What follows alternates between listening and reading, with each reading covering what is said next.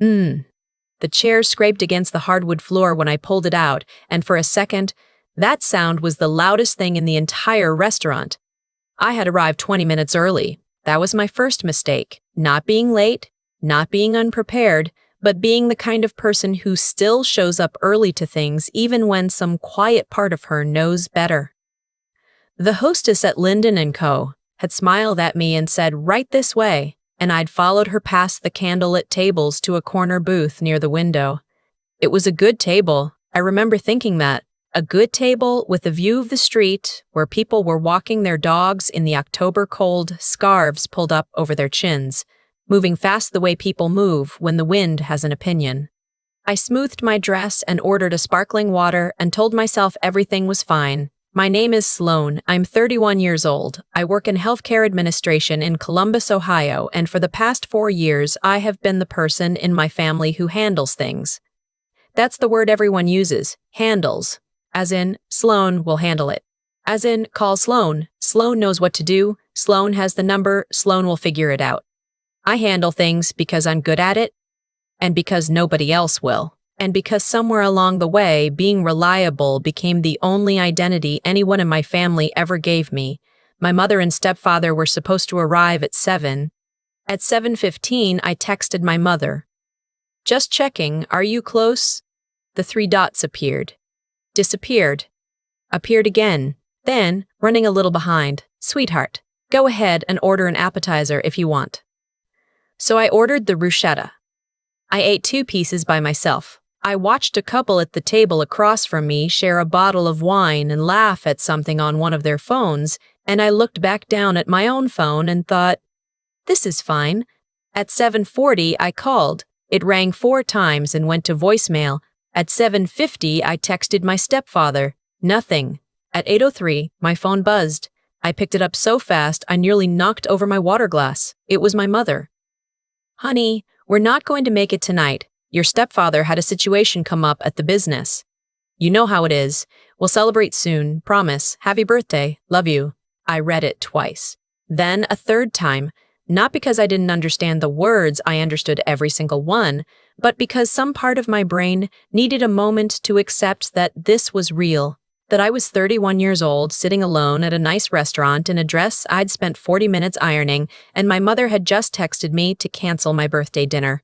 At 8 o'clock at night, after I'd been waiting there for an hour, you know how it is, I set my phone face down on the table. The server came by and asked if I was ready to order. I looked up at her and said, very calmly, "Could you give me just a few more minutes?"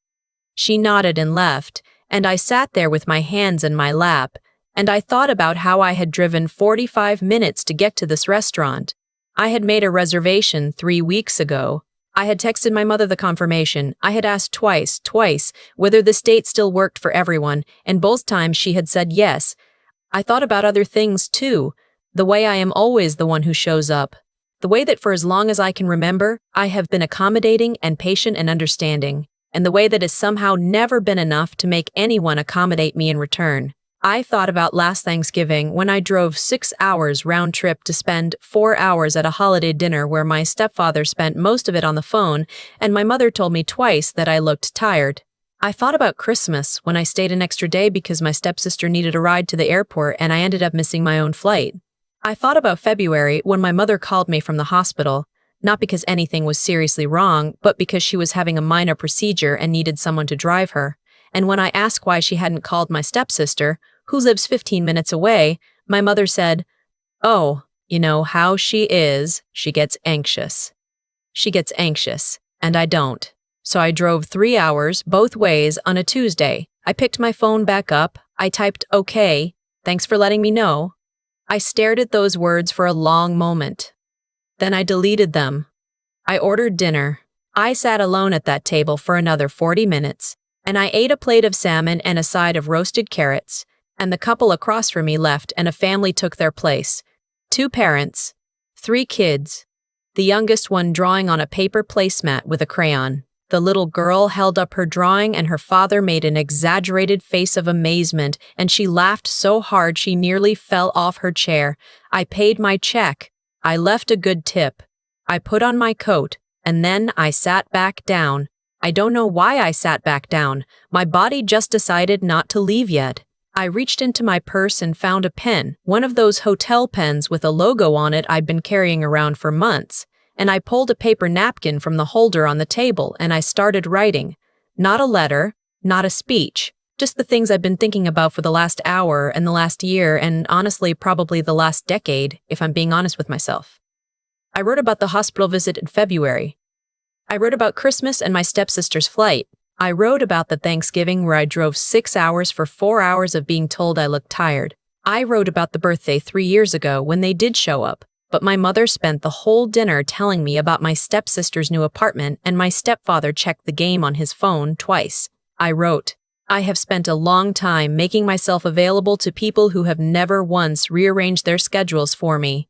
I have answered calls at midnight and driven in snowstorms and changed my plans so many times, I stopped having plans of my own. And tonight, you couldn't be bothered to text me until 45 minutes after you were supposed to walk through that door. I wrote, I think maybe I've been the easy one for so long that you stopped thinking of me as someone who needs anything at all. I've made it too comfortable for you to not show up. And at the bottom, I wrote, don't worry about celebrating soon. I'll take care of my own birthday, the way I take care of everything else. I folded the napkin. I held it for a second. Then I tucked it under the edge of my water glass and I walked out of Linden & Co. into the October night. The cold hit me all at once. I stood on the sidewalk for a moment with my coat half buttoned, and I didn't cry. I thought I would. I'd been bracing for it the whole drive over. That particular burn behind the eyes that comes when you've been disappointed by someone you love.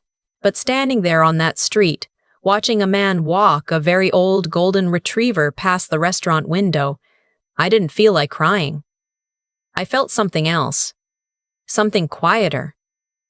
I drove home. I changed into sweatpants. I made myself a cup of tea, and then I sat down at my kitchen table with my laptop, and I did what I should have done 2 years ago. I had been paying my mother and stepfather's phone plan for 3 years. Not because they asked, exactly. It started the way these things always start, with a temporary situation that my stepfather was sorting out, and then it just became the arrangement. 2 lines on my account. $87 a month that I had never once brought up, because bringing it up would have meant having the kind of conversation I'd been avoiding my whole life. I logged into the account.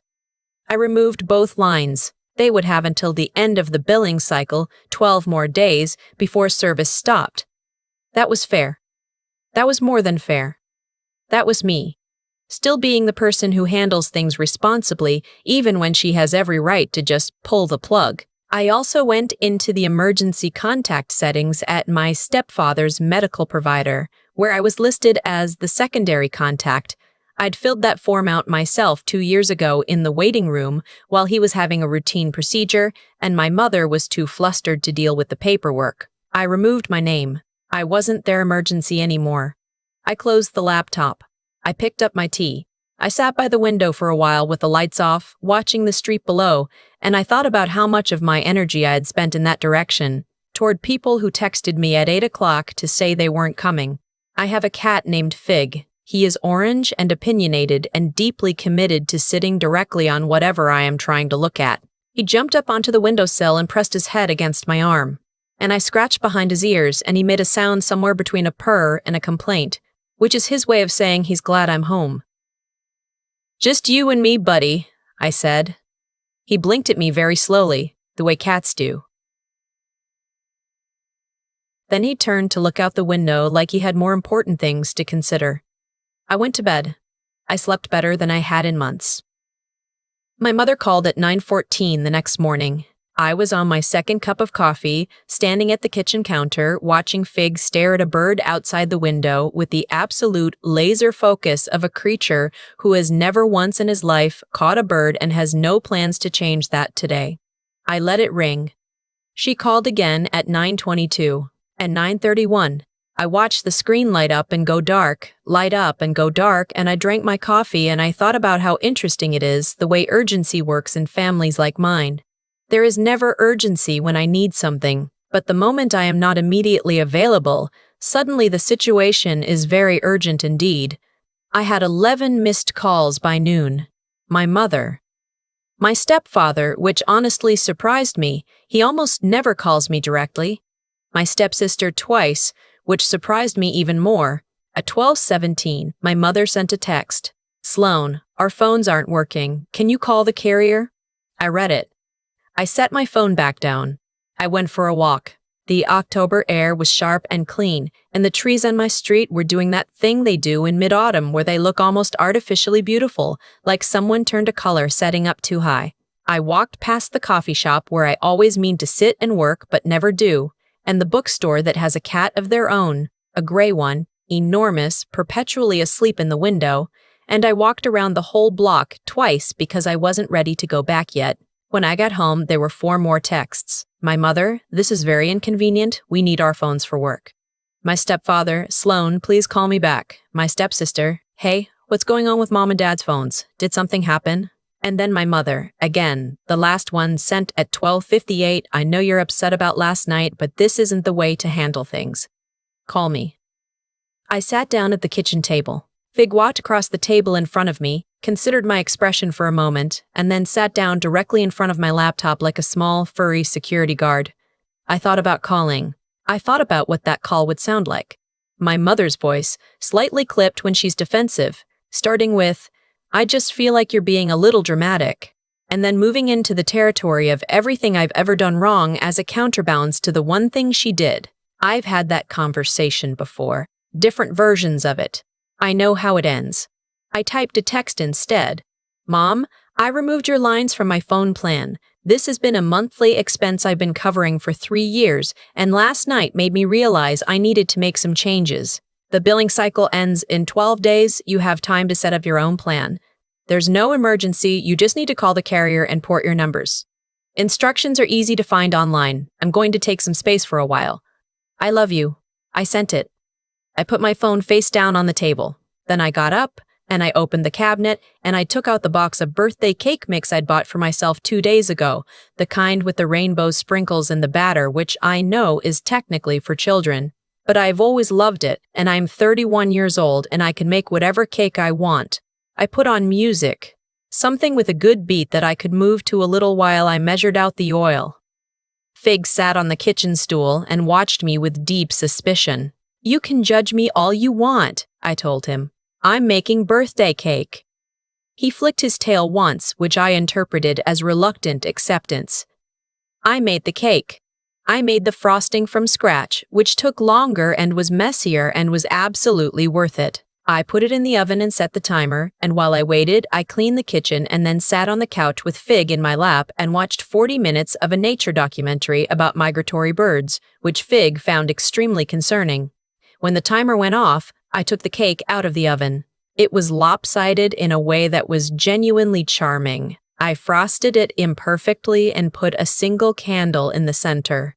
One of those tall birthday candles, blue, left over from a party I'd thrown for a friend earlier that year, and I lit it. I sat at my kitchen table, alone, in the late afternoon light, with my imperfect birthday cake and my orange cat who was already trying to investigate the frosting, and I made a wish.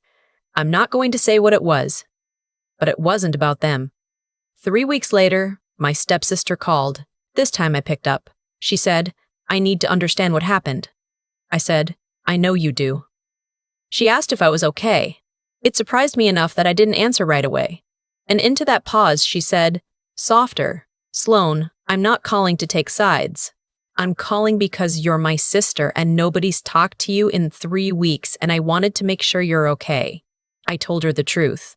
I told her all of it, not the edited version I usually give to keep the peace, but the actual version, with the specific dates and the specific things that had been said and the specific way it had accumulated over years into something I could no longer carry. She was quiet for a long time. Then she said, I didn't know about the phone plan. I know. I said, I never told anyone. I just handled it. She said, that's the problem, isn't it? I hadn't expected her to say that. What do you mean? You handle everything so quietly that none of us ever see it. And then, when you stop, we don't even understand why, because we never knew you were doing it in the first place. I thought about that for a while after we hung up. I'm still thinking about it, honestly. There's something uncomfortable in it. The realization that my own silence had been a kind of participation in the dynamic, not an excuse for anyone's behavior, but something to sit with. My stepsister and I have talked 4 times since then. Actual conversations, longer than they've ever been, about things that matter. I don't know what will happen with my mother. I don't know if we'll find our way back to something real, or if what we had was ever real enough to return to. Those are questions I've stopped trying to answer on a timeline. What I know is this: I made my own birthday cake. I ate 2 slices. Fig tried to eat the frosting, and I let him get about 1 lick before I relocated him to the other side of the table, which he handled with tremendous dignity. The following Saturday, I took myself to a bookstore. Not the one with the sleeping cat. A different one, bigger, with a whole section of armchairs near the back where you can sit and read for as long as you want. I spent 3 hours there. I bought 4 books I didn't need and one I'd been meaning to get for years. I sat in an armchair by a lamp and read the first chapter of one of them right there in the store, and no one needed anything from me, and it was the most peaceful afternoon I'd had in longer than I can remember. I'm not who I was in that restaurant, waiting for people who weren't coming. I don't know exactly who I'm becoming yet, but I woke up this morning and Fig was already sitting on my feet, and the light coming through the window was the particular pale gold that October does right before it gives way to November, and I thought, I'm okay. I'm actually okay. I'm actually okay. That's enough for now. That's more than enough. I've been thinking a lot lately about what it actually costs to be the reliable one, not in a bitter way, more like the way you finally look at a utility bill you've been auto-paying for years and realize you never once checked what you were being charged for. That's what that night at Linden & Co. did for me. It made me look at the bill. What I found there wasn't pretty, but it was honest. I had been paying, in time, in energy, in money, in the particular exhaustion that comes from always being the one who adjusts, for a long time. And the people on the receiving end had gotten so comfortable with the arrangement that they stopped seeing it as anything at all. I wasn't someone who gave things. I was just someone things came from. Like a faucet. You don't thank a faucet. That's not anyone's fault in a dramatic, villainous way. People don't usually decide to take someone for granted. It happens in small increments, one canceled plan at a time, one unanswered call at a time, until the pattern is so established that both sides have forgotten there was ever any other way. I made it easy for them not to show up. I made it so easy for so long that a birthday dinner, my birthday dinner, became something that could be canceled at 8 o'clock at night with a single text and an assumption that I would understand. The thing about that kind of dynamic is that it doesn't change on its own. It doesn't self-correct. If I had sent that first text, "Okay, thanks for letting me know," and gone home and said nothing, nothing would have shifted. My mother would have called the following week with a suggestion for a rain-check dinner, and I would have gone, and we would have ordered food and talked about surface things, and I would have driven home feeling hollow in the way I always felt hollow, and I would have told myself it was fine. It wasn't fine. It had not been fine for years, and the only way that was ever going to change was if I changed it. What I did wasn't dramatic. I want to be clear about that. I didn't make a scene. I didn't send a long accusatory message designed to wound. I sat alone at a restaurant table and I wrote down the truth on a paper napkin, and then I went home and I made a decision that was mine to make. The phone plan was something I was paying for. The emergency contact form was something I had filled out. Those were my choices to reverse, and I reversed them. Quietly, without ceremony, the same way I'd made them in the first place. The calls that came the next morning weren't about missing me. That took me a little while to see clearly. But once I did, I couldn't unsee it. 11 missed calls, and every single one was about the phones. About the inconvenience. Not about the dinner. Not about the hour I'd spent at that table alone. Not about the birthday. The inconvenience. That told me everything I needed to know about what had been true for a while. I think about my stepsister saying, "You handle everything so quietly that none of us ever see it." She meant it gently, and I took it that way. But I've been sitting with it, because there's something in there I have to own. Silence isn't the same as patience. Sometimes silence is just a way of avoiding the discomfort of being honest, and then resenting the people who never had the information they would have needed to do better. I'm not the same person who ironed a dress for an hour and drove 45 minutes to sit alone at a corner table. I still show up early, I still care. But I'm learning, slowly, imperfectly, that caring for people and making yourself invisible are not the same thing. That being reliable doesn't mean being inexhaustible, that you can love someone and still say, "This is not working for me anymore." Fig is asleep on the couch right now, taking up considerably more than his fair share of the cushion. Outside, the November light is doing that thing where it comes in low and gold and makes everything look a little more significant than it probably is.